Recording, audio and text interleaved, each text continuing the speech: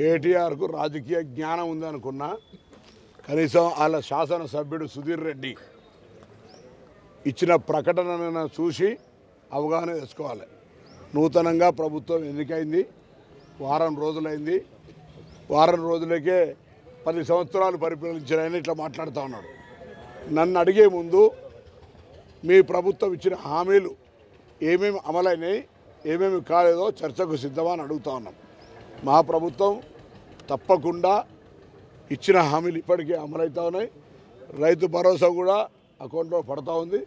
మిగతా కార్యక్రమాలన్నీ కూడా కాలపరిమితిలో 100 రోజుల సమయం నిర్ణయించడం దాని ప్రకారంగా జరుగుతాయి. సుధీర్ రెడ్డి గారు చెప్పినారు 6 నెలల దాకా కనీసం మనం ఈ ప్రభుత్వం మీద విమర్శ చేయొద్దని. అదన్నా కనీసం కోడ్ చేసుకో, లేదా మీ అనుమతితో మీ ప్రకటన చూసిన తర్వాత, మీ చిట్ చాట్ చూసిన తర్వాత కడియం శ్రీగారి గారితో కూడా మీరే మాట్లాడుతున్నారని అనిపిస్తూ ఉన్నది. లేకపోతే ప్రభుత్వం ప్రమాణ స్వీకారం చేయకముందే కడియం శ్రీగారి గారు అంటూ ఉన్నారు ఈ ప్రభుత్వం ఉండదు, కూలిపోతుందని. ప్రజాస్వామ్యంగా ఎన్నికై 65 మంది శాసనసభ్యులతో ఉన్న ఈ ప్రభుత్వాన్ని అస్థిరపరిచే ప్రయత్నం జరుగుతున్నట్టే కదా. మీరు అధికారం లేకపోతే బతకరన్నట్టే కదా. ఇది చాలా దురదృష్టకరమైనటువంటి అంశం ప్రజాస్వామ్యంలో. వాళ్ళకు అందరినీ కోరుతా ఉన్నా, మాకు ప్రజలు మార్పు కోరుకొని మాకు అవకాశం ఇచ్చారు. 5 సంవత్సరాలకు ఒకసారి ఎన్నికలు.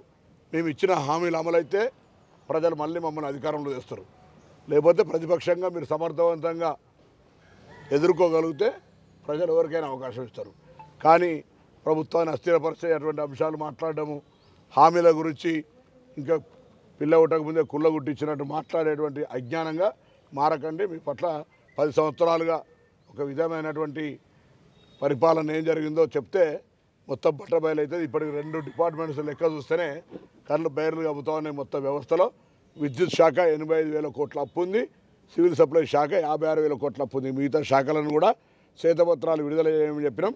వాటి పట్ల ముందే భయపడి తెలిసి ఈ కార్యక్రమాలు జరిగాయని చెప్తా ఉన్నారు. కానీ కాంగ్రెస్కు సమర్థవంతమైన పరిపాలన అందించగలిగే శక్తి ఉంది. కాంగ్రెస్ అంటే పరిపాలన దక్షత గల నాయకత్వం, మార్గదర్శకత్వం, సలహాలు. మాకేమైనా ఇబ్బంది అయితే పాత్రికేయులు, ప్రతిపక్షాలు, ప్రజలు, ప్రజా సంఘాలు అందరి సలహా తీసుకుంటాం.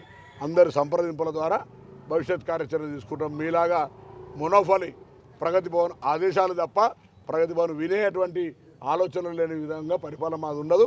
ఇప్పటికే కంచెలు బద్దలు కొట్టి ప్రజలకు వేదికగా ప్రజలకు అందరికీ వచ్చి వాళ్ళ అంశాలు చెప్పుకునేటువంటి విధంగా మా వ్యవస్థ ప్రారంభమైంది. అదే మైండ్ సెట్ అన్ని 33 జిల్లాల లోపల ప్రభుత్వం యొక్క ఆలోచన విధానానికి అనుగుణంగా ప్రజల దగ్గరికి వెళ్ళి, అది ప్రజా వాణి కావచ్చు, ఇంకోటి కారు కావచ్చు, ప్రజలకు సంబంధించి అందుబాటులో ఉండాలని సందర్భంగా కోరుకుంటాం. తన పని తను చేసుకోవద్దు, అంతే తప్ప నువ్వు జైలు పంపుతా అని, కవిత గారు జైలు పంపుతా అని ఏమైంది బండి సంజయ్ పరిస్థితి. ఎవరి పనాలు చేసుకోవాలి, మేము ఎవరు జైలు పంపుతూ ఉండలేము. ఎక్కడ అవినీతి జరిగితే అక్కడ చట్టం తన పని తాను చేసుకోబోతుంది. అంటే అస్థిరపరిచే కుట్రలు జరిగినప్పుడు మీరేమన్నా అడుగులు వేసే మాకేం దాంతో ఫరక్ పడుతుందని కాదు.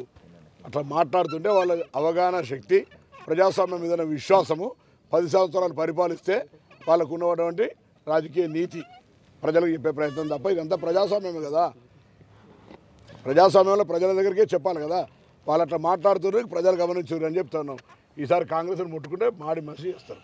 అప్పులు ఉండడం అనేటువంటిది ప్రజల ముందు చెప్పే బాధ్యత. అప్పులకు మేము ఇచ్చిన హామీలకు అమలుకు సంబంధం లేదు. అప్పులు ఉన్నాయని చెప్పి మేము ఇచ్చిన హామీలు ఇవాళ మహిళలకు బస్సు ప్రయాణం అవుతుందా, 10 లక్షల ఆరోగ్యశ్రీ కార్యక్రమం అవుతుందా, రైతు బంధు అవుతుందా? మాకు 100 రోజుల సమయం ఇచ్చినాం. ఇందిరా మిల్లు ఇస్తాం, చేయిస్తాం, అన్ని కార్యక్రమాలు చేస్తాం, బరాబర్ చేస్తాం. మేము ఎన్నికల మేనిఫెస్టోలో పెట్టాం. కొత్తగా సడన్గా తెచ్చిన స్కీమ్ కాదు. ఆటో కార్మికులకు సంబంధించి నిన్న కూడా రిప్రజెంటేషన్ వచ్చింది. తప్పకుండా వాళ్ళకు సంబంధించిన ఉపాధికి ఎక్కడ కూడా ఇబ్బంది కలగకుండా, అంటే ఇప్పుడు ఫస్ట్ కొంచెం సెటప్ అయ్యేదాకా అట్లా ఉంటారు. దాని తదుపరి ఎవరి వ్యవహారం వాళ్ళకు జరుగుతుంది. వాళ్ళకు సంబంధించి కూడా ఏ విధంగా వాళ్ళకు నష్టం జరగకుండా చూడాలనేది ప్రభుత్వం బాధ్యత. మేము వాళ్ళను ఉపాధి అవకాశాల కొరకే ఉపాధి లేక వాళ్ళు ఆటోలు నడుపుకుంటారు. అట్లాంటి వాళ్ళకి నష్టం జరిగే పని మేము చేస్తాం. చేసే ఆలోచనే లేదు. వాళ్ళకు కూడా తప్పకుండా మా బాధ్యతను పనిచేస్తాం. పార్లమెంటు మీద దాడి అనేటువంటిది భారతీయ జనతా పార్టీ జవాబు చెప్పాలి. ఎందుకంటే ఎవరైతే అరెస్ట్ అయ్యారో వాళ్ళంతా కూడా భారతీయ జనతా పార్టీ పార్లమెంట్ సభ్యుని లేఖ మీద వచ్చారు.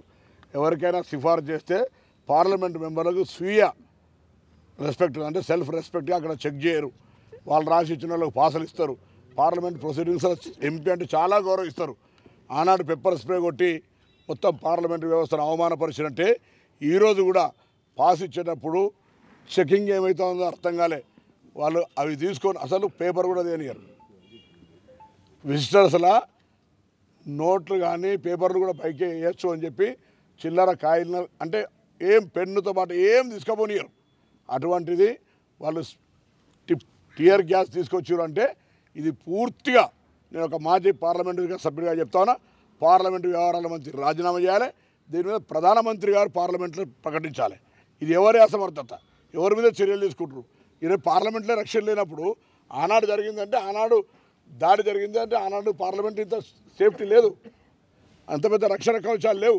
ఇలా నూతన పార్లమెంట్ కట్టి నూతన పార్లమెంట్లో వాళ్ళు దునుకుతుంటే కూడా ఈ పార్లమెంట్ యొక్క రేపు పొద్దున ఎట్లా పార్లమెంట్ సభ్యుల యొక్క రక్షణ గట్టిగా ఖండిస్తాను. ప్రధానమంత్రి గారు పార్లమెంట్లో జవాబు చెప్పాలి ఈ దేశానికి. సభ్యులే దానికి అక్కడికి ఇక్కడ అంత గ్లాస్ సెక్యూరిటీ అయినా తప్పకుండా మరి స్పీకర్ గారు ఇవాళ ఎన్నికైతా ఉన్నారు.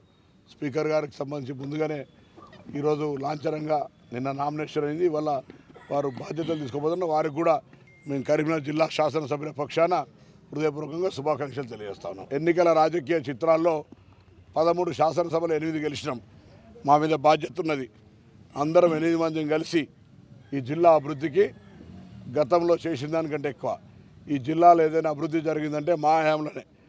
అది ఏ ప్రాజెక్టు కావచ్చు, ఏ పరిశ్రమ కావచ్చు, ఏ విద్యా సంస్థ కావచ్చు, ఏ వ్యవస్థ అయినా. అటు వెటర్నరీ కాలేజీలు పెట్టుకుంటే ప్రతి వ్యవస్థలో మేము చేసినాయి. ఇలా ఆర్భాటానికి మాత్రమే ప్రకటనలు వచ్చినాయి. వాటన్నిటికి సంబంధించిన అంశాల మీద కూడా మేము మాట్లాడతాం. ఈసారి మాత్రం 13లో 8 మంది శాసనసభ్యులు గెలిచినాం. జిల్లా అభివృద్ధి మా అందరి సమిష్టి బాధ్యత. మరిన్ని వీడియోస్ కోసం ఛానల్ ని సబ్స్క్రైబ్ చేయండి. లేటెస్ట్ అప్డేట్స్ కోసం వాట్సాప్ ఛానల్ ని ఫాలో చేయండి. అండ్ లింక్ డిస్క్రిప్షన్ లో ఉంది.